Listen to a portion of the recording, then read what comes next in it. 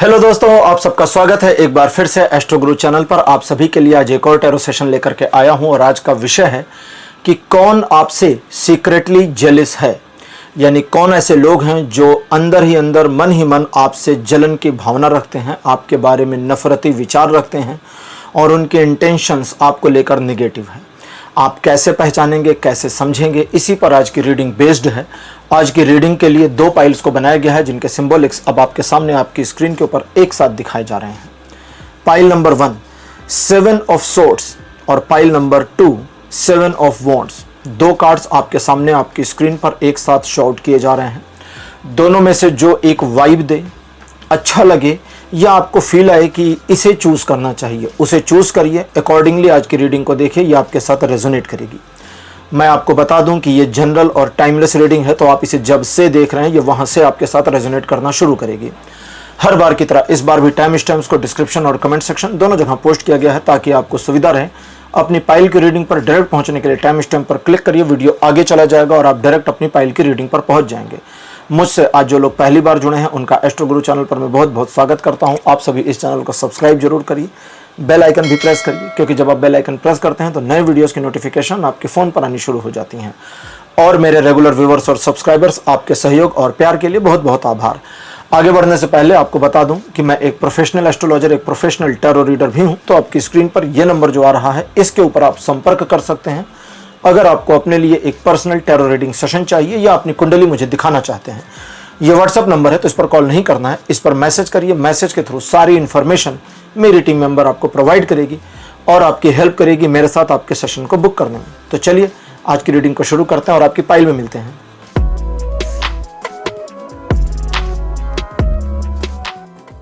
Hello pile number 1, आप सबका स्वागत है आपकी रीडिंग में। आपने 7 ऑफ सोर्ड्स को चुना था, मेरे बगल में उसकी फोटो लगा दी गई है। चलिए आज की रीडिंग को शुरू करते हैं और देखते हैं कि आपके लिए टैरो क्या इन्फॉर्मेशन देते हैं कि कौन आपसे सीक्रेटली जेलस है, कौन लोग हैं जिनके अंदर आपको लेकर जलन की भावना अंदर ही अंदर है, लेकिन ऊपर से वे फ्रेंडली बने हुए हैं, पॉजिटिव बने हुए हैं, दिखावा कर रहे हैं।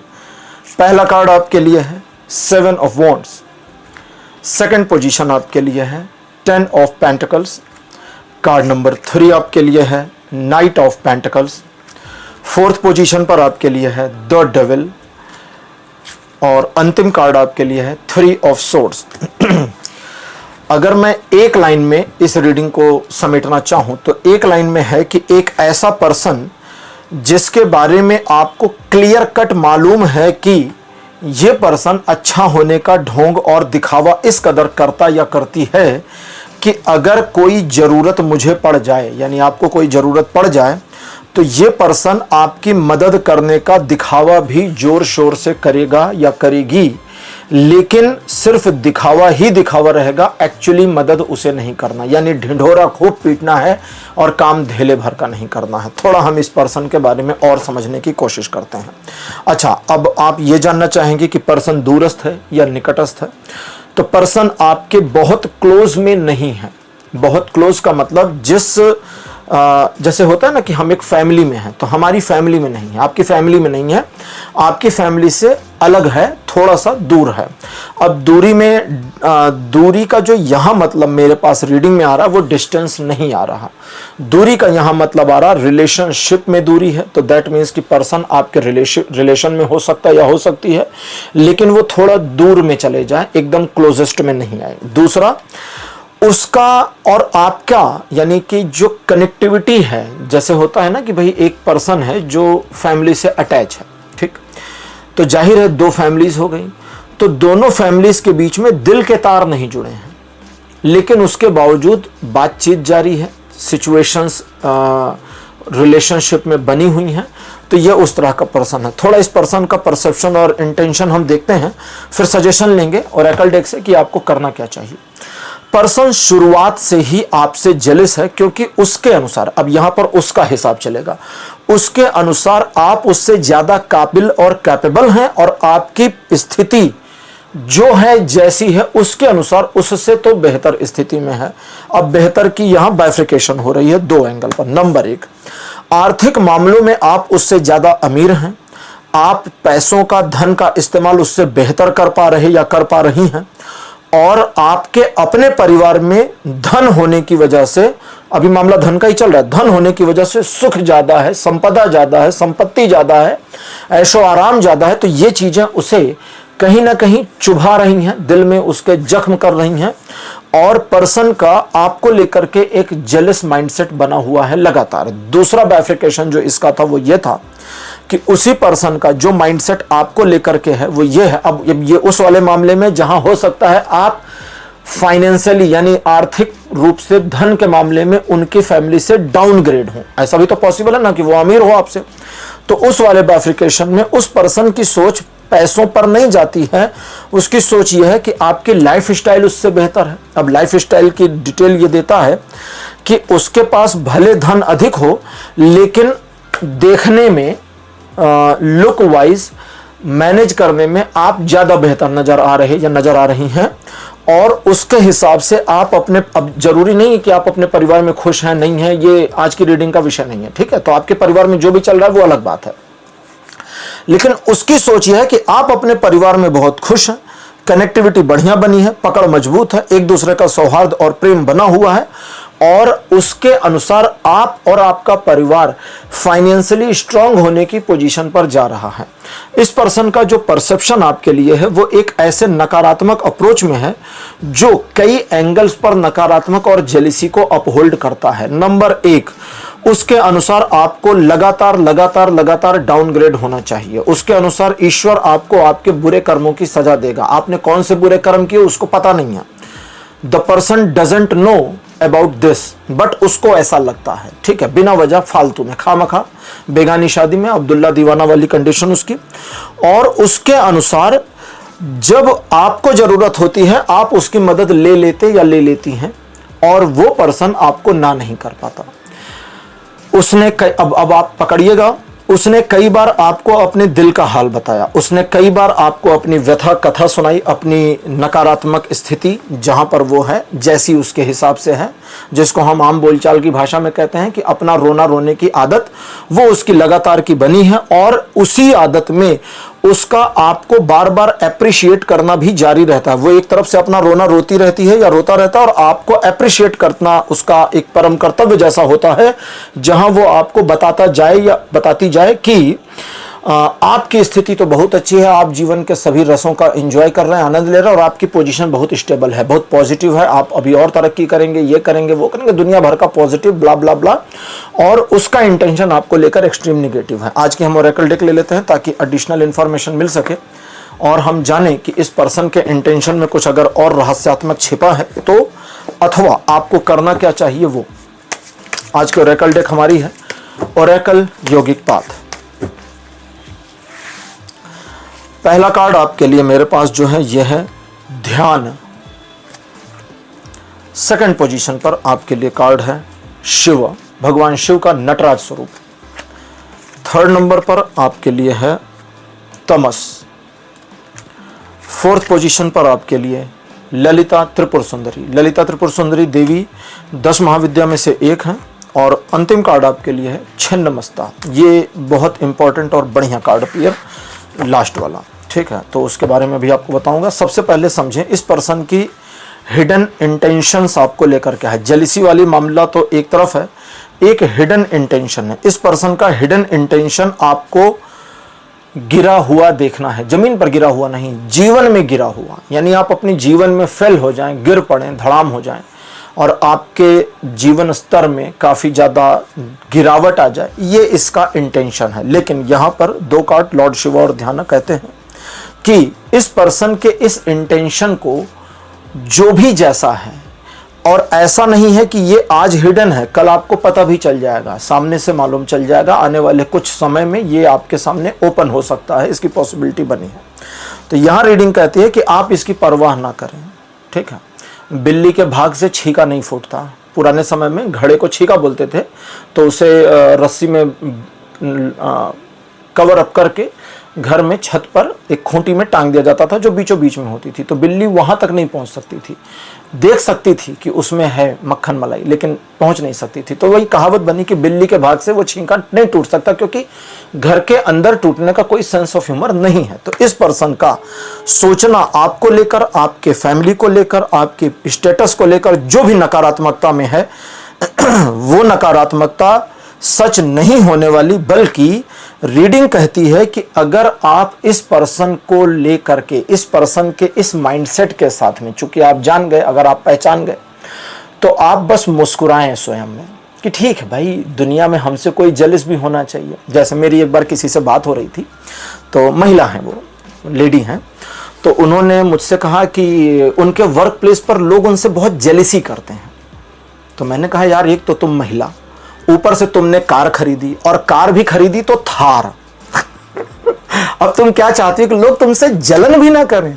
अरे तुमने चीज ही ऐसी खरीदी है, थार लेके ऑफिस जा रही हो, लोग जलन तो करेंगे ना यार। एक तो लेडी ऊपर से थार चला रही हो और वो भी ब्लैक कलर की, तो लोग तो जलन करेंगे ना। तो ठीक है, यहां पर कभी कभी प्रिविलेज देना चाहिए कि ठीक है यार, हमारी कंडीशन से 2 4 10 लोग जल रहे हैं, तो इसका मतलब हम आगे बढ़ रहे हैं। जैसे एक कविता थी ना कि जब जगत की उंगलियां तुम पर उठें, जान लो 2 4 पग आगे बढ़े। आपको कैसे पता चलेगा कि हम जीवन में तरक्की कर रहे हैं? जब लोग उंगली उठाने लगे, जब लोग आपके अंदर कमियां ढूंढें, क्योंकि नाकाम इंसान की कमियां नहीं खोजी जाती, लोग उसको रास्ते बताते हैं कि ये कर ले, वो कर ले, ऐसा कर ले, वैसा कर ले। जो लोग कामयाब हो रहे हैं उनमें लोग कमियां निकालते हैं। ठीक है, आपने कभी भी नहीं सुना होगा कि किसी ने झोपड़ी में कमी निकाली हो कि यार ये चीज इसने गड़बड़ बना दी, झोपड़ी में ये नहीं लगाना था, कभी नहीं सुना होगा। मल्टी स्टोरी बिल्डिंग या एक बढ़िया सुंदर सी बिल्डिंग में जरूर सुना गया यार, खिड़की का डिजाइन सही नहीं बनाया, छज्जे का रंग सही नहीं है, कलर नहीं सही किया, ये कंप्लेन सुनेगी। तो बात झोपड़ी में रहने वालों के बारे में नकारात्मक ना बोल रहा हूं, ना महलों में रहने वालों के बारे में नकारात्मक बोल रहा हूं, मैं न्यूट्रल हूं। मैं सिर्फ एक सिचुएशन बता रहा हूं कि ह्यूमन माइंड ऐसे काम करता है। तो रीडिंग कहती है कि उस पर्सन की निगेटिविटी को लेकर अगर आप निगेटिव हो जाते हैं तो आपकी एनर्जी निगेटिव हो जाएगी। अब अगर आपकी एनर्जी निगेटिव हो गई तो उस निगेटिव एनर्जी का खामियाजा नुकसान आपको भोगना पड़ेगा। तो वो पर्सन आपको लेकर जेलस है। इस पर्सन के मामले में आप जब इसे आइडेंटिफाई कर जाएं तो इस पर्सन को आप ज्यादा वैल्यू ना दें, सुन लें लेकिन इसकी ज्यादा मदद इत्यादि ना करें, इसके साथ इंटरेक्शन ना करें। जैसे ये वाला मामला है कि आपको कैसा रिलेशन रखना है मिल गए तो हम तुम्हारे दोस्त, और जब वहां से छूटे हटे तो हम तुमको भूल गए। आपका माइंडसेट ये होना चाहिए। ठीक है, मिल गए तो एकदम बढ़िया वाली दोस्ती, और जैसे ही हम हटे हम तुमको भूल गए कि तुम क्या कर रहे थे, क्या नहीं, भाड़ में जाओ, हमसे मतलब नहीं। अब यहां पर एक चीज मेरी रीडिंग कहती है कि क्लियर करिए कि जब आपने ये सोचा कि भाई हम वहां से हटे तो हमने अपने माइंड से उसको निकाल दिया, भले उसने हमें लाख परेशानियां बताई, तो क्या उसे माइंड से निकालने का हमें कोई बुरा कर्म मिलेगा? इसका आंसर है, रीडिंग कहती है कि नहीं। उसका रीजन यह है कि ना उसकी खराब दशा की जिम्मेदार आप हैं, ना उसके भविष्य के लिए कुछ खराब हो ऐसा आपका इंटेंशन या कार्यक्रम है। तो आप न्यूट्रली अगर बाहर आ जाते हैं तो कोई दिक्कत नहीं है, आप कोई रोड़े नहीं डाल रहे। अगली चीज, ललिता त्रिपुर सुंदरी देवी कहती हैं कि स्वयं के बारे में चिंता करो, स्वयं के बारे में ही स्वयं को बेहतर करने पर ध्यान दो। दूसरे तुमसे जलन करते हैं या प्रशंसा करते हैं, दोनों मामलों में समभाव हो जाओ। कभी कभी हमें अपने जीवन में ना समता का भाव लाना चाहिए। समता का भाव मतलब अगर कोई हमसे जेलिसी करे, अगर कोई हमें पसंद करे, तो दोनों मामलों में हमें बीच में रहने की जरूरत है। जिसके बारे में एक बार ओशो ने कहा था कि अपनी पर्सनालिटी को जरा स्ट्रांग करो, अपनी पर्सनालिटी को जरा पावरफुल और ताकतवर बनाओ। तुम्हारी पर्सनालिटी तो इतनी, मतलब मैं आपकी नहीं कर रहा हूं, ओशो के शब्द हैं, कोट उनको कर रहा हूं कि उन्होंने कहा कि तुम्हारी पर्सनालिटी तो इतनी घटिया और 2 कौड़ी की है कि किसी ने तुम्हारी 4 शब्दों में तारीफ करी तो तुम झाड़ के पेड़ पे चढ़ गए, और किसी ने 4 शब्दों में निंदा करी तो तुम जमीन के नीचे चले गए 2 फुट। तो फिर ऐसी कैसी पर्सनालिटी? अपनी पर्सनालिटी को इस तरह करो कि कोई प्रशंसा करे या निंदा, तुम्हें फर्क नहीं पड़ता। श्री कृष्ण कहते हैं योगी का लक्षण यही है, गीता में कहते हैं योगी वह है जो प्रशंसा से प्रसन्न नहीं हो रहा और निंदा से दुखी भी नहीं हो रहा। ऐसा नहीं कि किसी ने उसकी निंदा कर दी, उसका अपमान कर दिया तो वो दुखी होगा, नहीं। जो दुखी हो जाए वो योगी नहीं, और जो प्रशंसा में प्रसन्न हो जाए वो भी योगी नहीं। अब आपको यहां सन्यासी बनने को नहीं कहा जा रहा। योगी एक गृहस्थ भी हो सकता है। महाराजा जनक राजा होते हुए भी महर्षि थे, उन्हें राज ऋषि जनक कहा गया है। अंतिम कार्ड मेरा देवी छिन्नमस्ता का कहता है कि ऐसे पर्सन के बारे में जब आपको आइडेंटिफिकेशन हो जाए तो इस पर्सन की हेल्प अपने कंप्रोमाइज के कीमत पर नहीं करनी। यानी आपको अगर इसकी मदद कभी करनी पड़ती है तो ठीक है, मदद करिए, मना ही नहीं है, लेकिन इसकी मदद करने के लिए आपको अपना नुकसान ही करना पड़ेगा, तभी मदद संभव है। तो फिर यहां देवी का कहना है कि नहीं, फिर ये वाली नहीं करनी, फिर चुप रहिए, शांत रहिए और ईश्वर को उनका काम करने दीजिए। पाइल नंबर 1 रीडिंग आपकी कंप्लीट हो गई है। आज की रीडिंग कैसी लगी, अपने एक्सपीरियंस, अपने अनुभव कमेंट सेक्शन में जरूर लिखिए। इस वीडियो को लाइक करिए, शेयर करिए और चैनल को सब्सक्राइब करना बिल्कुल बिल्कुल बिल्कुल मत भूलिएगा। अगले वीडियो में आपसे फिर मिलूंगा। Bye bye.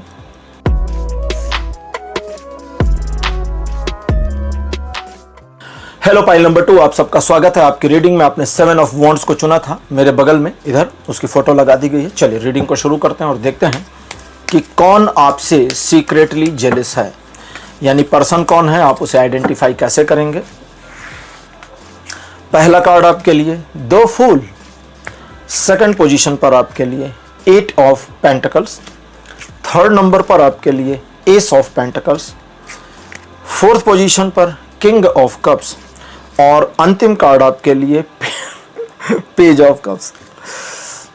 ये कभी कभी टैरो भी ना मुझे हैरान कर देता है कभी कभी। आज की रीडिंग का विषय है कौन आपसे सीक्रेटली जेलस है। विषय तो हमारा यही है, लेकिन पाइल नंबर 2 जिन लोगों ने चुना है उनके लिए 2 मैसेजेस आते हैं और 2 मैसेजेस के बाद रीडिंग शुरू करूंगा। पहला मैसेज है, कोई भी पर्सन आपसे इतनी बुरी तरह से जेलस नहीं है, इतनी बुरी तरह के जलनखोरी में नहीं है कि आपको परेशान होना पड़े। हल्की फुल्की छोटी मोटी चुटकी पुटकी वाली जलन वो ठीक है, 2-4 लोगों को है और समय के साथ वो समाप्त हो जाएगी। अब रीडिंग यहां पर आगे कहती है कि जलन वाले मामले को छोड़ो और इस चीज की चिंता करो कि तुम्हारी अच्छाई में मारे क्यों जा रहे। रीडिंग का विषय ही सेकंड पाइल में पलट दिया उठाकर मेरे, इसलिए हंस रहा था। तो जो आया है वो रीड करूंगा। तो पहले तो मोरल ऑफ द स्टोरी ये है कि कोई पर्सन आपसे एक्सट्रीम जेलस पोजीशन में नहीं है, और अगर कुछ लोग जेलस हैं तो बस वो छोटी मोटी जलन है। छोटी मोटी का मतलब जैसे किसी एक मोमेंट के लिए जलन है, वो थोड़े टाइम में खत्म हो जाएगी, आपको उसका कुछ लेना देना नहीं है।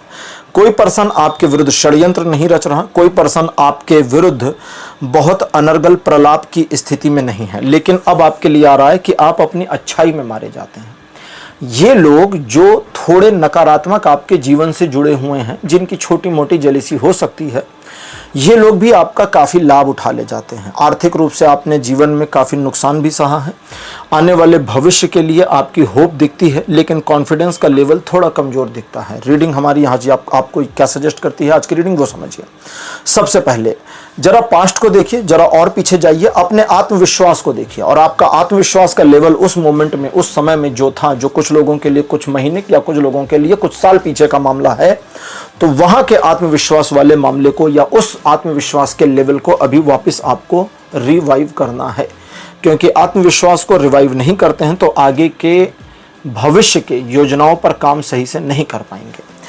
आपके मन में दूसरों को लेकर एक पॉजिटिव भावना दिखती है, जहां आप किसी के बारे में नकारात्मक नहीं हैं, नकारात्मक सोच नहीं है और ना आप किसी का बुरा चाह रहे हैं, लेकिन फिर भी लोग आपका लाभ उठा रहे हैं या उठा चुके हैं या आगे उठाएंगे। और ये बात आपको कहीं ना कहीं अंदर ही अंदर अंतर मन में कई मर्तबा आहत कर चुकी है। इस पूरी स्थिति से निकलने के लिए 2-4 चीज़ें आपको करने की ज़रूरत है। सबसे पहले अपनी योजनाएं गुप्त रखें, किसी को भी अपनी योजनाओं की जानकारी न दें। दूसरा काम आपको ये करना है कि आपके पास कितना धन है, कितना संचित धन है, उसकी जानकारी भी लोगों को ना दे। तीसरा यह है कि अपने मामलों में स्वयं चीज़ों को निपटाने की कोशिश करें, दूसरों की राय पर आवश्यकता से अधिक ना चलें और दूसरों को अपने मामले में अधिकतम इंटरफेयर नहीं करने दें। न्यूनतम इंटरफेरेंस एक बार की कुछ मोमेंट्स के लिए चल सकता है। आज के ओरेकल योगिक पाथ पहला कार्ड आपके लिए है रजस। सेकंड पोजीशन पर आपके लिए कार्ड है स्वाधिष्ठान। कार्ड नंबर 3 आपके लिए है ब्रह्मा, भगवान ब्रह्मा। फोर्थ पोजीशन पर आपके लिए है ओजस और अंतिम कार्ड आपके लिए है प्राणायाम। 5 कार्ड्स आपके लिए ओरेकल डेक से अपीयर हो चुके हैं। अब हम समझते हैं कि आगे क्या आपको करना है और क्या नहीं करना है। थोड़ा हम जेलिसी के बारे में एक बार ओरेकल कार्ड से भी देखने की कोशिश करेंगे। ओरेकल कार्ड्स भी कहते हैं कि लोग आपकी स्थिति से जेलिस नहीं हैं, लेकिन हाँ, कुछ लोग ऐसे जरूर हैं जो कुछ छोटे मोमेंट्स में आपकी स्थिति से असहज महसूस करते हैं। जलन और असहजता में अंतर है। जलन कंटिन्यूअस होती है। पर्सन आपके घर पर है, बाहर है, अपने घर पर है, दूर है, सैकड़ों किलोमीटर दूर है, फिर भी जलन बनी रह सकती है। असहजता जब आप मिलें उस मोमेंट में हो सकती है। आपके पास एक बहुत बड़ी गाड़ी है, आप उनसे मिले, 10 मिनट की मुलाकात है, आप अपनी गाड़ी के साथ थे, आपकी गाड़ी और आपकी पोजीशन की वजह से पर्सन असहज हो सकता है, लेकिन आप चले गए, उसकी असहजता समाप्त हो गई। ठीक, फिर वो पर्सन असहज नहीं है, अनकंफर्टेबल नहीं है। असहज मतलब अनकंफर्टेबल। तो पर्सन आपके अपीयरेंस पर अनकंफर्टेबल हो रहा या हो रही है। आपके अपीयरेंस के खत्म होने के बाद, आपके हटने के बाद उसका जो कंफर्ट जोन है वो वापस आ जाता है। तो यहां पर वो जेलिसी में काउंट नहीं होगा। अब रीडिंग कहती है कि स्वयं में जरा गर्व का अनुभव करने की आवश्यकता है। आपने स्वयं को बहुत ढीला छोड़ रखा है। स्वयं को थोड़ा टाइट करिए, अपहोल्ड करिए, जरा पास्ट को याद करिए कि आपके द्वारा लिए गए कई निर्णय बहुत बढ़िया, रिमार्केबल साबित हुए हैं, जिन्होंने आपके जीवन की दिशा को बेहतरीन परिवर्तन दिया।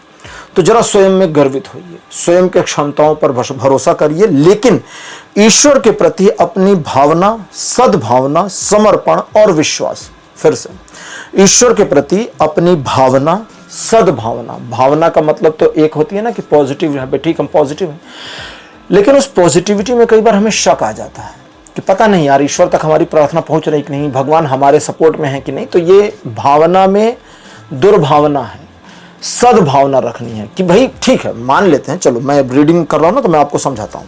भाई मान लेते हैं कि ईश्वर आपको सहयोग नहीं दे रहे, तो भाई नहीं दे रहे तो ये ईश्वर की प्रॉब्लम है ना यार, आपकी थोड़ी है। अगर ईश्वर आपकी पूजा प्रार्थना को नहीं सुन रहे तो ये उनकी समस्या है, आपकी समस्या नहीं है। ठीक है, ये बिल्कुल वैसा मामला है ना कि आपके घर पर ढोल बज रहा हो, लोग नाच रहे हो और आप घर के अंदर बैठे हैं, हम नहीं देखेंगे, हम छज्जे पे जाके नहीं देखेंगे। तो जो डांस कर रहे हैं उसकी प्रॉब्लम थोड़ी है कि आप नहीं आए झांक रहे हो, ये तो आपकी समस्या, आप झांको ना झांको, मर्जी आपकी यार। तो ऐसे ईश्वर हमारी प्रार्थना सुने ना सुने, हमें पॉजिटिव रिस्पॉन्स दें, नेगेटिव दें ना दें, उनकी प्रॉब्लम है, हम उनकी प्रॉब्लम में काहे पड़े। तो दैट मीन्स आपको ईश्वर के प्रति भावना के साथ सद्भावना में आना है। ठीक है, भावना, सद्भावना, समर्पण। अब समर्पण का मतलब वही अगली लाइन है कि समर्पण, कि जो तुम मुझे दे रहे हो ईश्वर, सब तुम्हारा ही है, सब तुम्हारा ही है। सोशल मीडिया पर लोग कई बार मजाक उड़ाते हैं, मुकेश अंबानी जैसे व्यक्ति जब मंदिरों में चले जाते हैं। एक बार मुझे एक फोटो मिली थी जिसमें मुकेश जी हाथ जोड़े थे और किसी ने कोट लिखा था कि भगवान को चाहिए तो बताना। मतलब इतना अमीर बंदा है। ऐसा नहीं है। मुकेश जी की भावना ये है कि हे ईश्वर, जो भी है सब तेरा ही है और एक दिन सब छोड़ के आना तेरे पास ही है। तो ये सब माया है, तू ही सच्चा है, ये भावना उनकी है। अच्छा, तो यहां पर समर्पण है।